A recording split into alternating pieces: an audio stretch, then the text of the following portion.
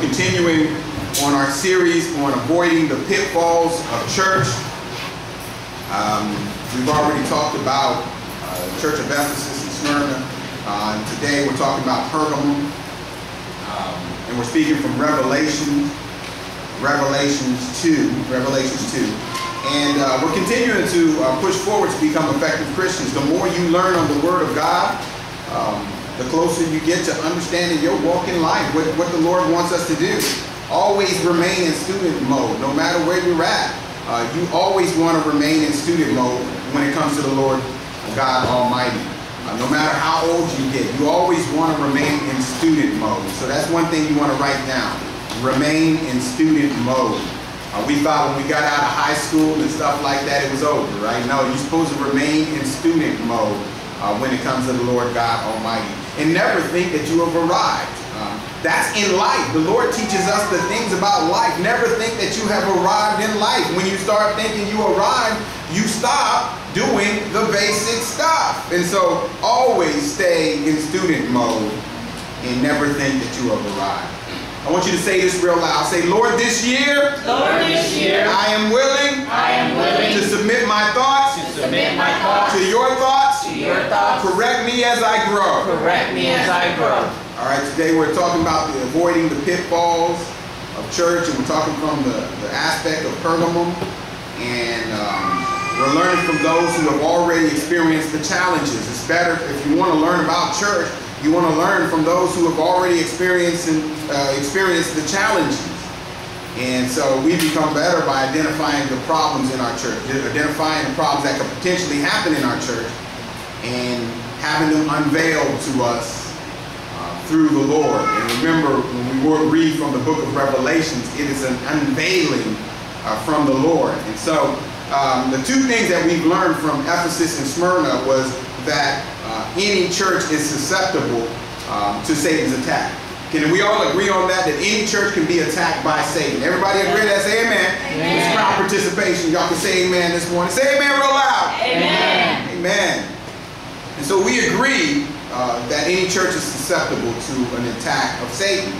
Pride crept into Ephesus, and as you remember, even though they had Paul and Timothy, there were still people who were tempted to lift the person up instead of lifting God up. And so the first thing is that we're vulnerable to Satan's attack. The second thing would be that all churches experience some type of suffering of the Lord. All church members experience some type of suffering in the Lord. And that's okay.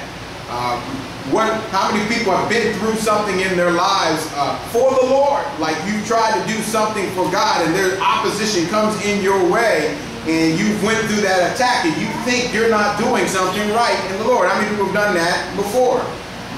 Well, the understanding is because you do something right for the Lord, because you are trying to further yourself in God, the opposition will come. The enemy will come and try to choke out that seed. Just like it says in Matthew 13. The enemy will come and try to choke out that seed of a believer trying to grow. So if the Lord suffered, so will you. If the Lord suffered, so will we. We will all suffer because the student is not greater than the master.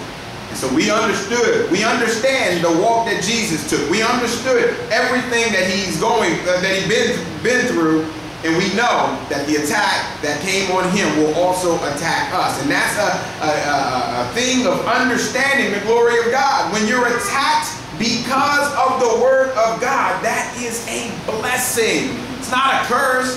Don't look at it as something bad. Look at it as giving all honor and glory to the Lord God Almighty. And so today we're talking about the third church. The third church we're discussing today is Pergamus or Pergamum. And I always want to tell you about the specific city so that you'll understand why the name came into existence and what the name represents. And what the city was like, because in order to understand what the church was going through and why the Lord gave them that specific message, you've got to know what that church was about. And so Pergamum was considered a thriving city. It was full of success. It was called the greatest city in the Asia Minor. It was called the greatest city in the Asia Minor. It was built, now I need you to picture this, it was built on a cone-shaped hill. So everybody look up here, it was built on a cone-shaped hill. So it was, the city was at the top of the hill, and the city, the hill went up about 1,000 feet. And so can you imagine looking up and seeing this city up there at the top? And that's how that city was sitting. And it was 1,000 feet from the surrounding valley. And so now you got the city sitting on the hill. It's evident that if you're walking by at the bottom, you can see Pergamum as you're walking by and say, man, what is that? Well, that's how that city was sitting. Its Greek name means citadel. Greek name means citadel, which is a fortress of a commanding position. It's a fortress of a commanding position. So you get the name, you understand the name means citadel, which is a fortress of a commanding position. That's why you see the city sitting on the top of the hill, and you can see it, and it's at a commanding position. That's where the name came from. Now, its first temple, you would think, would be dedicated, if you were creating a city, the first temple would be dedicated to who, right? To who? Everybody say Jesus. Jesus. Well, it wasn't dedicated to Jesus. As a matter of fact, the first temple in that city was dedicated to the Emperor Caesar. And so when you're looking at that from a spiritual standpoint, that's not right.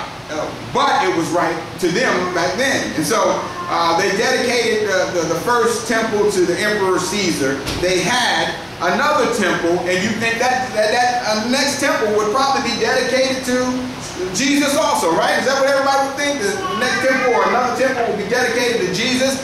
Well, that next temple, that other temple that they had was dedicated to a Greek god, the Greek god of healing. And so you have one temple that's dedicated to the emperor. You got another temple that's dedicated to a Greek god. Where's the temple for Jesus? There isn't one. There wasn't one at that moment. And so it added to the fact that that city was about state religion instead of Christianity. The city was about state religion, or the worshiping of an emperor, the worshiping of Caesar as a god. And so if you put it all together, this is a commanding, this city is a commanding fortress of emperor worship, which is a no-no to Christianity. The city was a commanding fortress. It looked great from a hill, but it was not about Jesus. It was about emperor worship. And so now that you have that city that was not about emperor worship, you still have people come in and say, hey, this is the place to set up a church. Let's set up a church where they don't have emperor worship and we can potentially be killed. Who wants to sign up for that one? Anybody want to sign up for that one, to go with me to that one? Nobody wants. Let the record show that nobody's wanting to sign up with me on that one. And so that's what happened. They built a city. They built a church in that city.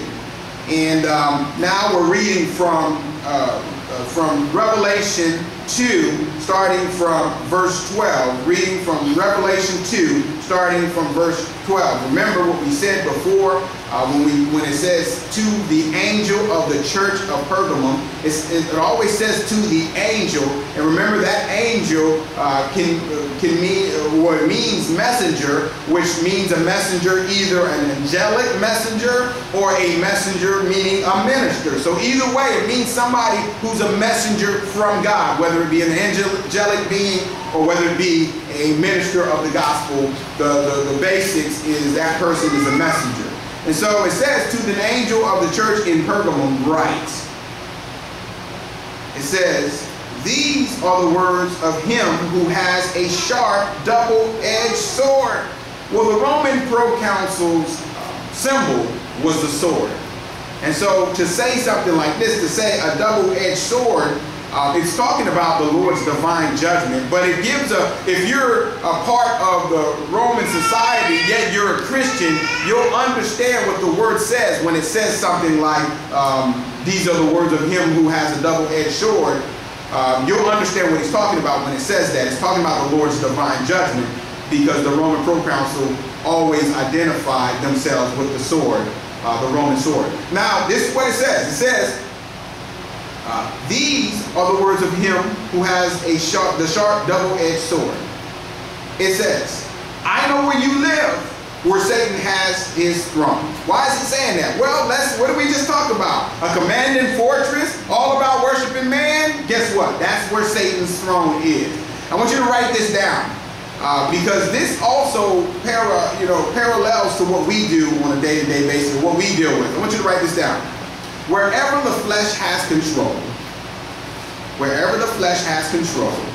is where Satan has his throne. Everybody get that? Wherever the flesh has control is where Satan has his throne. Remember, I said commanding fortress, all about worshiping man, Satan's throne. All right, so just like Smyrna, Pergamum, faith is being tested. And how is faith tested? How is faith tested now? As a Christian, how is your faith tested? Your faith is tested through what? Trial. Through what? Persecution. Tribulation.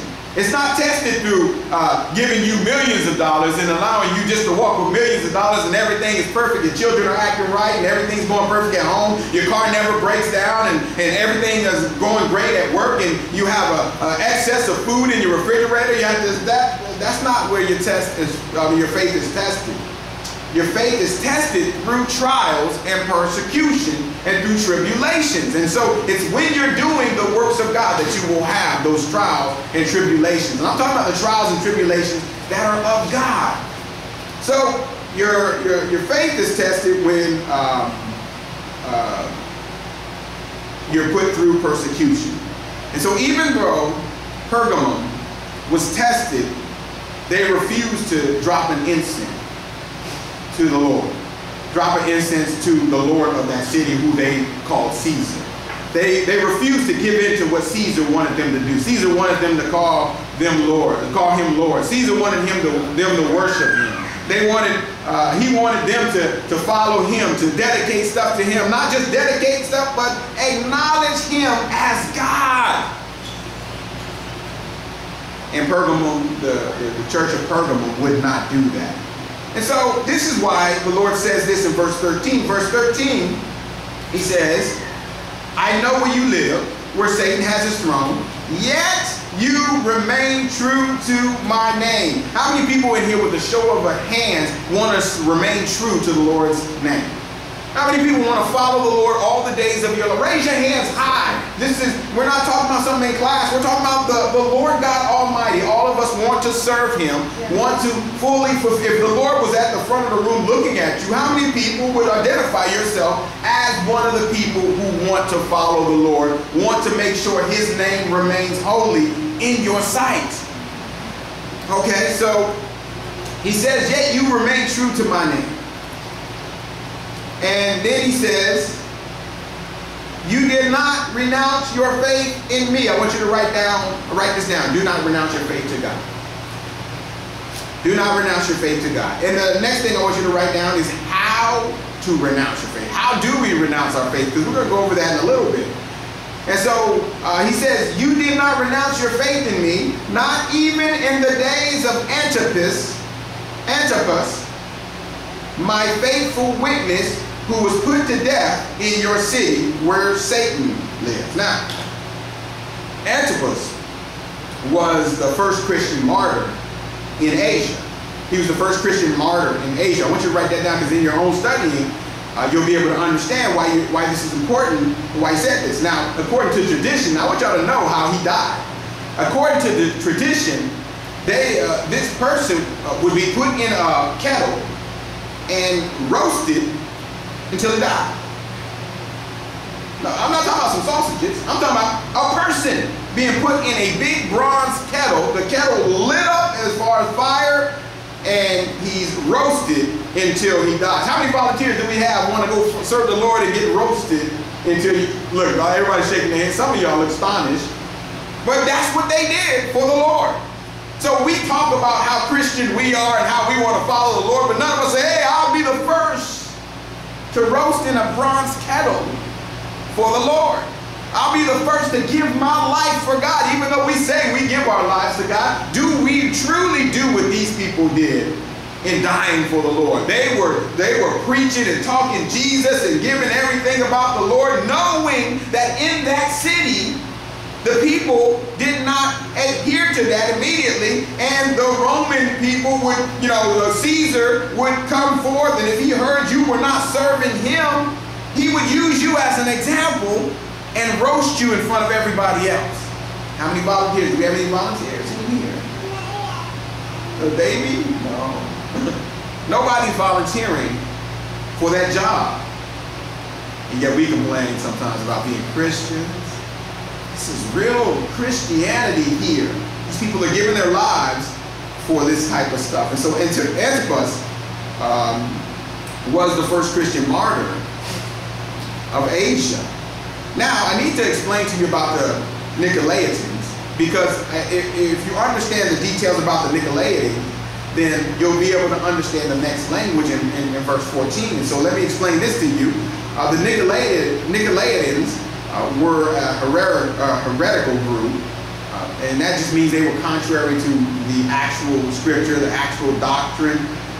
They were a heretical group within the church who taught immorality, and they taught idol worship. And so it's like inside their church. It's not outside. It's people who come to the church. They taught immorality, and they taught idol worship, worshiping other things other than God. And they taught that stuff was okay. And so the name Nicolaitan means to rule the people. I want you to write that down. It means to rule the people, because the doctrine that they taught was the doctrine of Balaam. The doctrine of Balaam. And the name Balaam means this. It means Lord of the people. And so the name Nicolaitan means to rule the people, and Balaam means Lord of the people.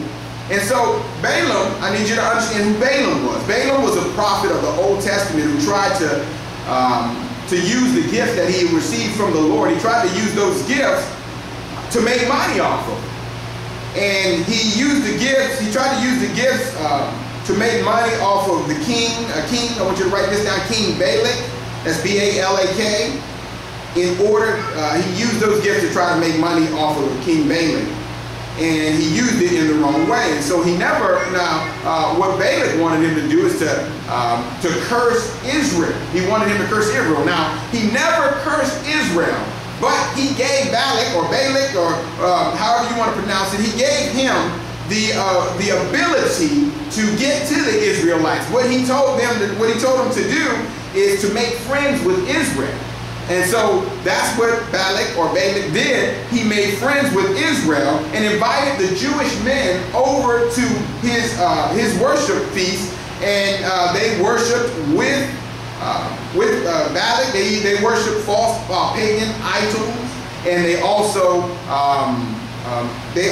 had a feast with the wrong types of meat. It wasn't pure meat. It was meat offered to idols. And so they did all of this. And so you think about this, these Jewish men came, and now I'm talking about thousands and thousands of people coming and doing these wrong things and eating the wrong meat. And if you know about the Old Testament, it was, in order to follow the Lord, you had to eat pure meat. You couldn't eat meat that was offered to idols. Why is that? Because that meat, what is it representing? What is it representing? The meat is representing the sacrifice. We're talking about, you can't have the meat that was sacrificed to another form of God. You have to have the true meat that was offered to our God. And so they ate the meat offered to idols, and they went further. How many people know that when sin creeps in, it doesn't just creep in on one area, it creeps on in several areas? How many people have seen somebody who missed you miss a week of church, or you miss a Sunday of church, and you used to be going religiously over and over again, and then you miss one Sunday, and then it becomes easier to miss 2 Sundays. Anybody ever had that problem? It becomes easier to miss 3 Sundays. Like, I'll just miss another Sunday. I know, because I've experienced that before. I'll miss 5 Sundays. I'll miss another Sunday. Then you come every so often. Well, that's how sin creeps in. Once sin creeps in, what happens is it starts to expand in your life. It expands more and more, and it's so subtle that you don't even recognize it.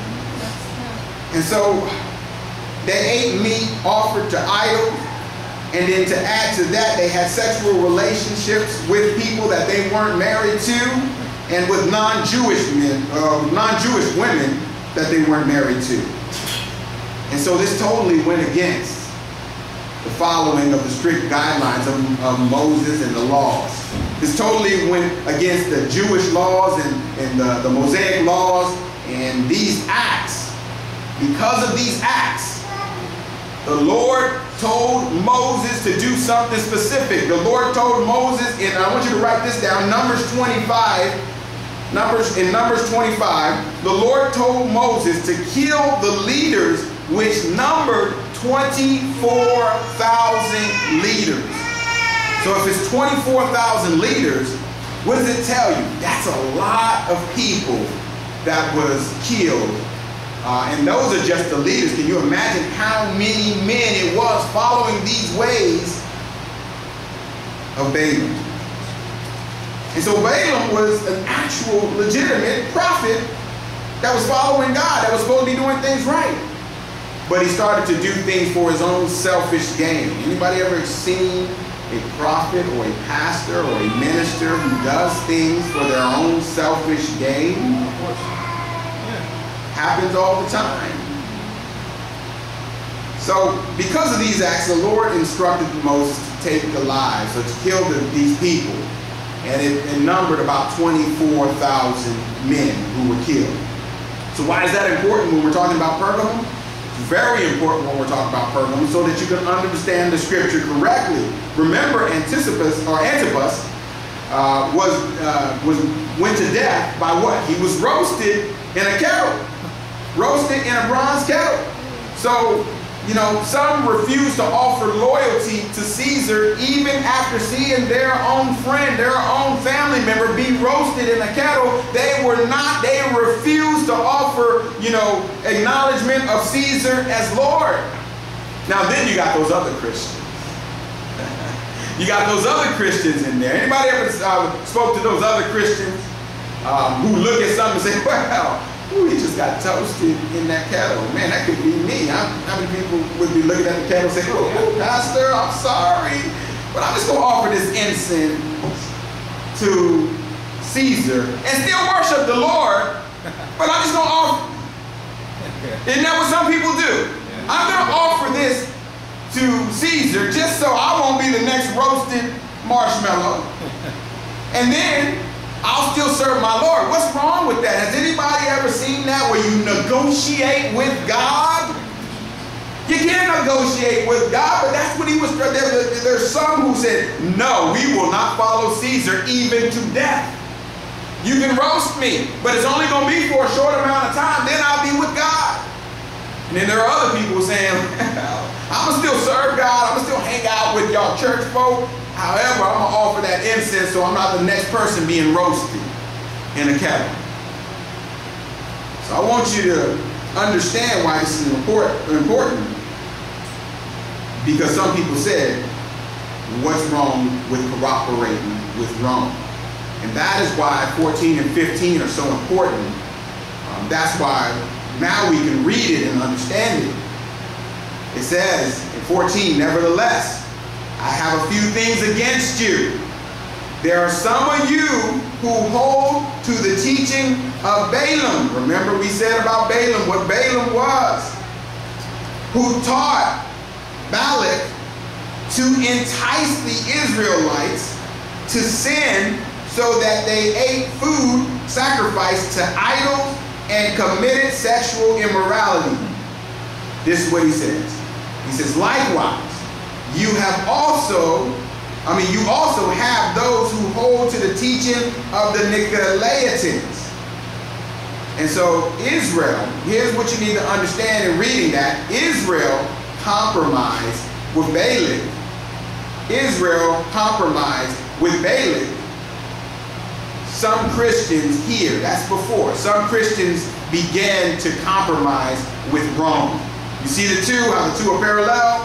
Israel compromised with Balak, went out there, ate food offered to idols, still acted like they served the Lord, ate all that food, had sexual relations with the women, and did all kind of wrong things, and still wanted to claim God.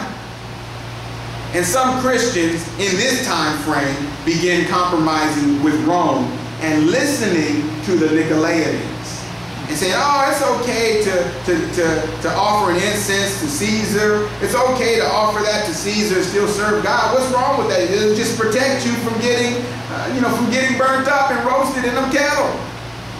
Or you can still do the sinful and crazy things. It'll just get you, closer to the king, and you'll still be able to do things right with God, and you're in between. How many people know that Jesus doesn't like a lukewarm Christian? You cannot be lukewarm. You cannot be all mushy and say, oh, I'm going to cater to you and be out here and curse with you and drink with you and smoke with you. But then I'm going to go over here to church on Sunday and sing hallelujahs and praises and do everything right in the Lord. No, he doesn't like lukewarm. He wants you to be right in Christ. And so, to Caesar, to say Caesar is Lord, where they are supposed to believe in one Lord, which is Jesus Christ, is spiritual fornication. It's spiritual fornication. I want you to write this down. Do not compromise with following the Lord. Do not compromise with following the Lord. I want to read 16 and 17 so that we can understand this. 16 says this. It says, repent therefore, otherwise I will soon come to you and will fight against them with the sword of my mouth. It says, whoever has ears, let them hear what the Spirit says to the churches. To the one who is victorious, I will give some of the hidden manna. I will also give that person a white stone with a new name written on it, known only to the one who receives it. I want everybody to say amen. Amen. There are some things you have to understand about this. It says, whoever has ears, let them hear what the Spirit says to the churches. Remember, this type of information was read aloud throughout the church, meaning they were given this scripture. The scripture was taken before the church and it was read to all the members of the church. And so he says, whoever has ears, let them hear what the Spirit says. Some people will hear it and some people will not. Some people will understand it and some people will ignore it. And so it's real easy, for me to say, we will be blessed by studying this word. But some of y'all will hear it and some of y'all won't. Some of y'all will choose to acknowledge it. Some of y'all will go to sleep. Some of y'all will wake up and from what the word is giving us. And some of us will choose just to ignore it. And so it says whoever has ears to hear, for them to hear. I want you to understand this. What we said earlier, wherever the flesh has control is where Satan has his throne. Whatever you have not given to God is where Satan has his throne. That's the area of your life that he will attack. I want you to write this down. I told you earlier, your faith is tested through persecution. And the other thing I want you to understand is you do not compromise with the Lord's word. Now, how many in here have been tested because of your choices with the Lord? How many people have been tested because of your choices in the Lord? All I can say here is what the word says. It says for us to push forward.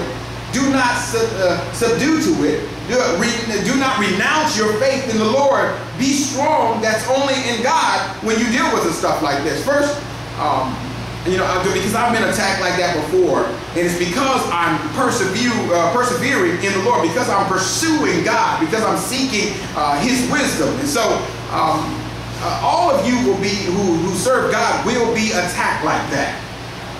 But I'm asking you to push forward. I'm asking you to push forward in God, because that's the only way. That's the only strength you need. An example of that is the first moment you get your feet wet and come into church, learning the gospel. You get offered a chance to work extra hours on Sunday. Anybody ever had that experience before?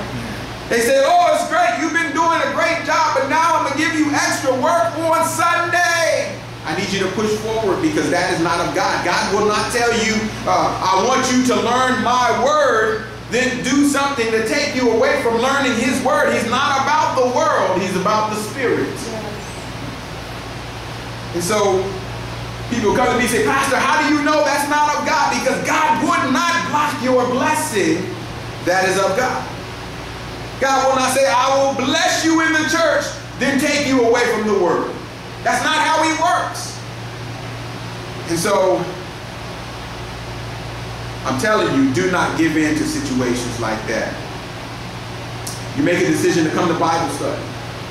Anybody ever had that before? I had that before at my other church. You make a decision to come to Bible study, and then every challenge in the world gets in your way. And this is what the challenges are cleverly disguised as. They're cleverly disguised as work. Anybody ever had work? You never had work on that day, but now you have work on that day. Anybody ever had children's functions? Children's functions. That happens on those days. Time with your family. So I'm just going to spend time with my family on Bible study day. Well, what did Jesus do when his family came to greet him? He said, this is my family. These are my mother. These are my fathers. These are my brothers. These are my sisters. So it's cleverly disguised as friends, family, work. It's cleverly disguised as extra overtime. It's cleverly disguised as all those desires of the flesh. Write this down. Oh, and I need you to write this down. If you understand anything, understand this. Personal advancement by ungodly compromise. Personal advancement by ungodly compromise is never of the Lord. You can soak on that. Personal advancement by ungodly compromise is never of the Lord. The Lord is never going to tell you to do something against what he has blessed you with. The Lord would never say something like, let me pull this striving Christian away from my righteousness to obtain worldly wealth. Anybody, do y'all understand that? He will never say, let me pull, this Christian is striving in the word of God. This Christian, like yesterday we taught on finances and how to be smart in God with money. The Lord is never going to say, I have blessed you in this church. I'm going to guide you. And then when something comes up to block the blessing, meaning you need to learn about finances, you need to learn about money, and then somebody comes up and says, hey, can you work on this day? That's not of God. God will never block a blessing that he's put in front of you. It says personal advancement by ungodly compromise is never of the Lord. Ungodly compromise would be saying, I know I've planned this, I know the Lord has done this for me, but I'm going to go to work to make more money. Y'all get that?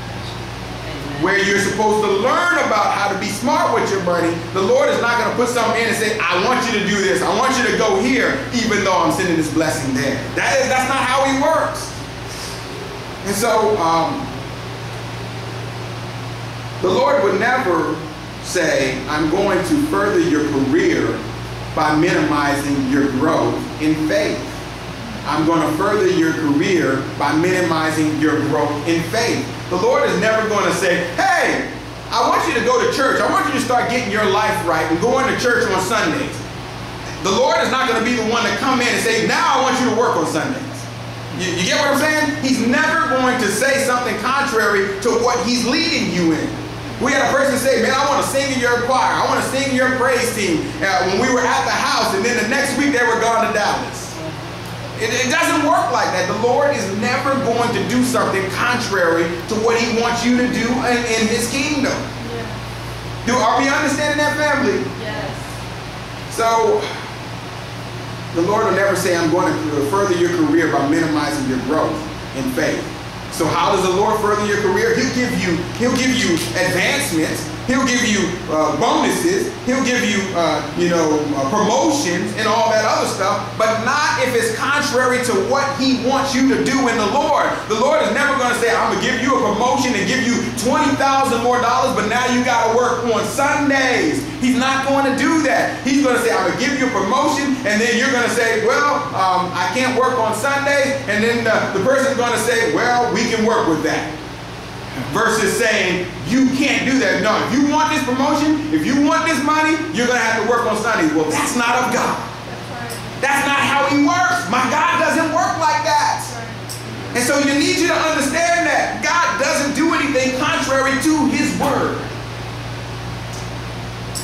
third thing, the Lord is not going to say, forget about the study of my righteous word. Take the child I gave you to choir practice. I need y'all to understand this because I've experienced this before. The Lord is never going to say, I want you to study my righteous word. Forget about studying my righteous word. Take the child to choir practice. Why would he never say that? Because the righteous word is the most important thing in the kingdom of God. The Lord is not going to put anything in front of that. And so if something is put in front of that, guess what? It wasn't of God. Do you get it? God is not going to block the blessing of the Word of God. The Word of God is strong. The Word of God is power. The Word of God is authority. It's what creates all things. Why would he put something in front of the Word of God? So people say, well, how do I know it's of God? Well, it's not going to block God's blessing. But pastor, it's twice as much as I make. Exactly. That's how the enemy works. He wants to give you twice as much to entice you, to pull you away from the normal things of life. God can give you twice as much. He can do more with a third as much than you could have done with twice as much if you follow him and stand firm to his word. So God wants you to do the opposite. The test comes in worldly wealth. The success is to remain in his name. We all said we want to remain in his name. How many people still want to remain in the name of God? Amen. So the test comes in worldly wealth. The success comes to remain true to his name. The second one we talked about, the test comes into the test is to further your career. The success is not to compromise your growth in faith. You can further your career, but not at compromising your faith in God, not at compromising your things that are of the Lord. Look, I understand we all have challenges. I understand we all have trials, but it is up to you to see what the Lord is doing and see what the enemy is doing. Because they look almost the same. A promotion, twice as much as you make, the Lord can do the same thing, but he will not do it and contradict what he's doing in his word. The test is something that interrupts your day of Bible study. The success is not the compromise. If somebody came to me and said, Pastor, like we said earlier, your child has to be at choir practice at 7:30 on Tuesday. And I'd be like, well, that's great. So how is he going to get there? Yeah, I mean, that's how we walk in the Lord. I'm not interested. I don't know. Well, he's got football practice on Tuesday at 7. Oh, that's great. Who's going to take him? That's how we roll in the Lord. That's how we're supposed to be as Christians. Well, he's got volleyball, or she got volleyball, or she got cheer practice, or whatever. It's on Tuesday at 7. That's great. But I can't do it. Why? Because I'm serving God more than man. I'm not interested in your volleyball practice. I can't get before the Lord and say, well, he had choir practice, Lord. I'm sorry, man. I apologize. My bad, Lord. I can't do that. And so what I'm saying, as Christians, this needs to spread to all of us. There is no compromising with God. You don't bend for God. And I'm telling you, if you do not bend for God, you do not bend with the word of God, it will all rain down blessings upon you. It'll rain down blessings upon your life. It'll answer questions that you've been trying to get answered. Some of us miss questions because we missed the studies. Some of us miss questions because we missed the service. And what I'm saying today is, in order for us to be right with God, because you got to ask, what is your quit level? Because everybody has a quit level. If I get too sick, I'm quitting. If I get too many promotions, I quit. If I get too much money, I quit. If I get this, if I have child problems, I quit. All these issues, there are all types of issues, and everybody has them. But what is your quit level? And so the situations will happen to you. There will be somebody who say, you can't go to service today because you got this. or we got to do this. Look, me and my wife, we have challenges. There are times when she can't be here. There are times when she has things going on with business. And me in the Lord, I'm not going to say, well, I'm going to hang with my wife, y'all. Y'all have a nice service. Jordan, do the service on Sunday. We got to take care. You do the music and you take care of all the other stuff. Y'all just do praise and worship. No, I'm not doing that. Why? My commitment is not to you. It's to God. And the only reason our family stands is because of God. The only reason we have jobs is because of God. The only reason we have money, food, or anything else is because of the Lord. So we can't bend to that. So I tell you, if somebody came to you and say, hey, look, on Tuesday, man, I'm just talking from my perspective. If somebody came to me and said, hey, I need you to stay at work longer, I'm saying, great, I can stay at work for longer Monday. I can stay at work longer Wednesday, Thursday, Friday. I can even come on Saturday if I need to, but Sunday and Tuesday are out of the question. Well, I need you to stay on Tuesday till 9 o'clock. I say, that's great, I can stay till 7. What else? Well, no, I need you to stay till 9. No, I can stay till 7. I'm telling you, this is what I can do. This is all I got to offer. Well, why can't you stay till 7:30? I can stay till 7:30 tomorrow, but today, I got to leave at 7. Well, how about give me 8? I can't give you 8. It's not even an option. It's not even in the negotiating table. Do you want 7 or 6 or 5? What do you want in between then? I'll give you all of that. I can come later in the evening, but I can't come between this time. Why? Because that's my Lord's time. It's not even negotiable with you. You're just a man. So we have to come as Christians correctly. The Lord is first. Everybody say the Lord. The Lord is first. Is first. Not second. Don't make him second. That's where most of our problems come in, is because we negotiate with God instead of negotiating with the other folks and telling them, look, this is not an option. This is my sacred time. And so why is it important? Because when things like that, and when we talk about stuff like that, it's going to come up in your lives. There are going to be options, and that's the chance to make a statement for God or flesh. Which one will you choose, money or God? Because what does the word say? You cannot serve them both. One you'll give up for the other. And so, when somebody comes to you and says, I need you to work, I need you to do this, I need you to do that, and you've already given your commitment to the Lord, you got to say, well, that's great. I can do it at this time. I mean, I don't have a problem coming in on Sunday if I have to, but not during my time of worship. It's not an option. Well, just this one Sunday, I can't do anything with you on this one Sunday. Why? Because that's my time with the Lord. It's not even a questionable option, and all of us as Christians need to be more critical in situations like that. And so we need to not negotiate with the world over the one who sustains us every day. Yeah. My heart beats not because of y'all. My heart beats not because of my family. My heart beats not because of my job. My heart beats not because of my money. My heart beats because of the Lord. He allows it to beat over and over again. If he tells it to stop, it will stop. My heartbeat, my health is like it is because of the Lord. If he tells my health to go wrong in the wrong direction, it will. My life exists. My family is protected because of the Lord. And the least I'm going to do for the Lord is give him all that is his. I refuse to give it all to the world. And so it's our sacred time with God, and we shouldn't negotiate with the world over the one who sustains us. And that's what some of the Pergamum church members did. I want you to write this down.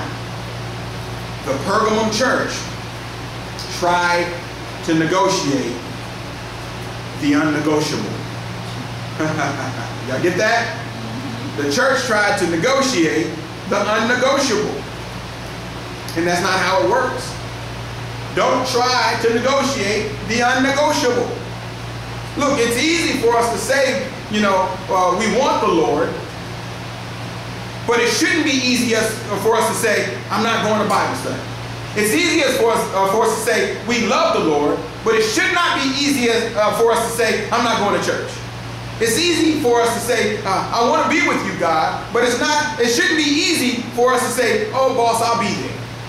When it contradicts everything that is in you that is of God. Never negotiate the unnegotiable. Why? Because that's your time with God. Family, I'm telling you, if you put God first, if you learn, take that step of putting him first, he'll never ever put you second. When you go to prayer, he'll say, that's my child who studies my word, who trusts in my word, who comes to the services, who gives all glory, all honor. That's my child who lost his job because of serving me. That's my child who lost his promotion because of serving me. That's my child who made people angry with him because of serving me. That's when the Lord steps down and says, I will bless him. I will hear him. What do you want from me, child? What are you asking of me? Your prayer. You're sad. Let me help you with your heart. Let me comfort you in your time of trial and tribulation. That's when the Lord reaches down. Some of us say, well, the Lord ain't listening. He hears you clearly, but do you hear him? Amen. Are you listening to him? Do not negotiate the unnegotiable. Do not treat God as a second and expect him to treat you as first. If you've been blessed, I need you to stand up and give God glory in the house of the Lord. Amen? Amen.